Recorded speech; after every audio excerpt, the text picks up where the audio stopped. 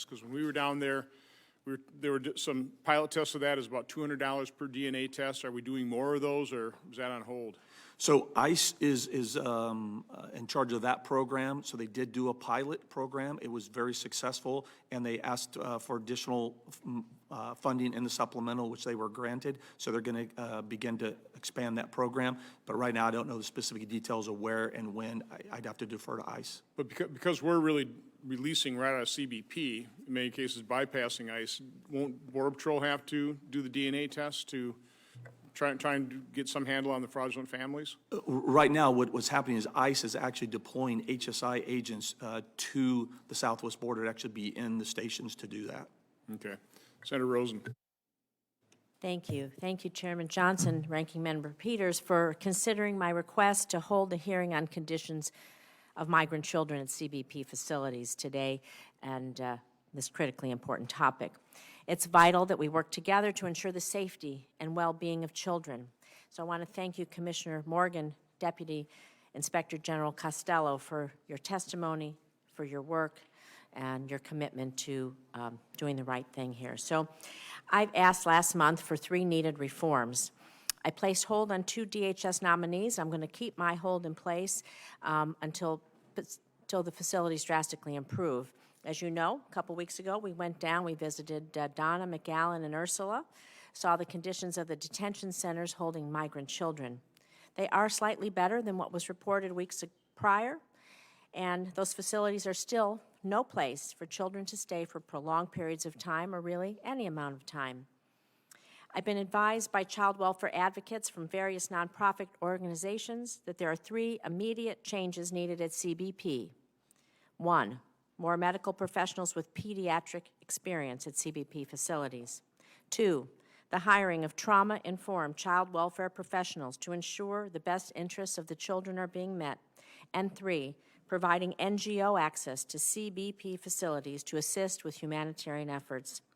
Last week, I sent a letter to Secretary McAleenan outlining these needs, and in spite of the urgent situation at the border, I've yet to hear back from him. So I'm asking, in the interest of time, if you would answer these similar questions in yes or no fashion. So, Commissioner Morgan, who currently, well, this is not a yes or no, who currently screens children for illnesses or injury after apprehension by CBP? Is it a medically trained professional? So we have a couple layers, ma'am, and I know quickly. So we have Border Patrol agents who, when they are first apprehended, do a first layer of screening, whether an EMT or advanced EMT. Once they get to the processing center or the place where they're going to be held, then they're also screened. The majority of the children right now are screened by a medical professional, such as a nurse practitioner. Are they using standardized screening tools? Yes, ma'am. The protocols are actually developed by a physician that we have at DHS that has designed those protocols with respect to medical standards in industry. So they're taking vital signs such as body temperature, blood pressure, and heart rate?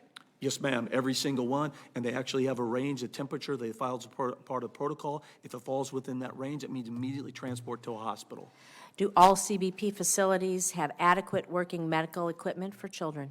No, all do not. We're doing it by flow and threat and need right now, but we are expanding that every single day. 7 of the 9 sectors have it, over 20 of the 70 stations have it, and every day we're putting more medical resources online. Thank you. Supplemental help.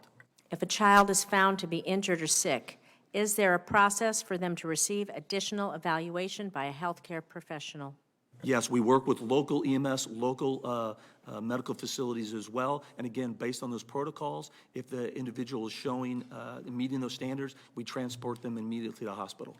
Do your medical professionals on site at those facilities walk into pods or cells to look for sick individuals who may be too young to voice their needs, unable to ask for help, or are too afraid to ask for medical attention? So we do welfare checks.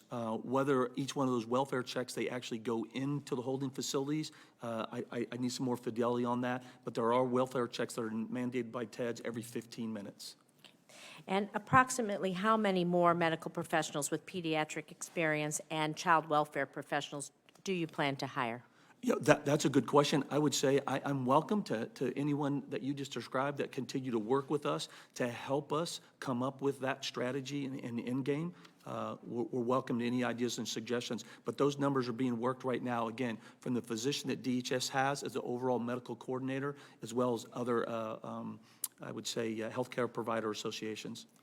I'm going to ask, is there pediatric mental health screening in detention?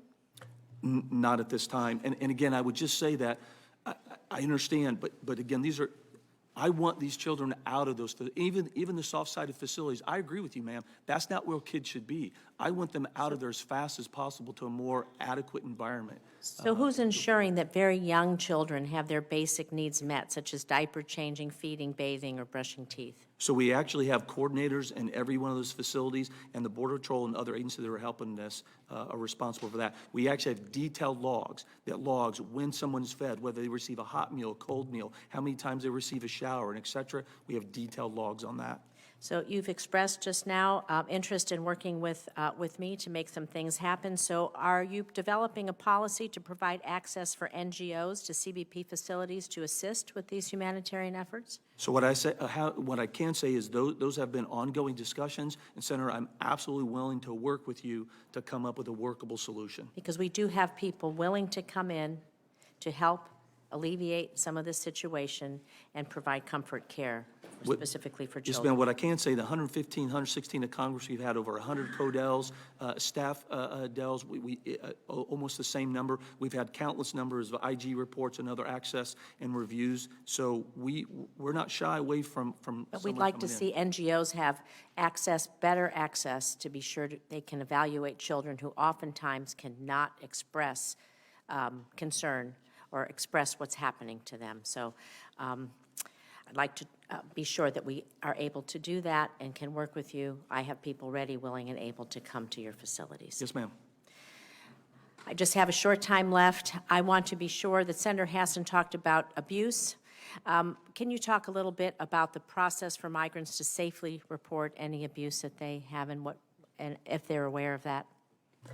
Yes, again, from the start, they have the ability from the moment that they're apprehended to report anything.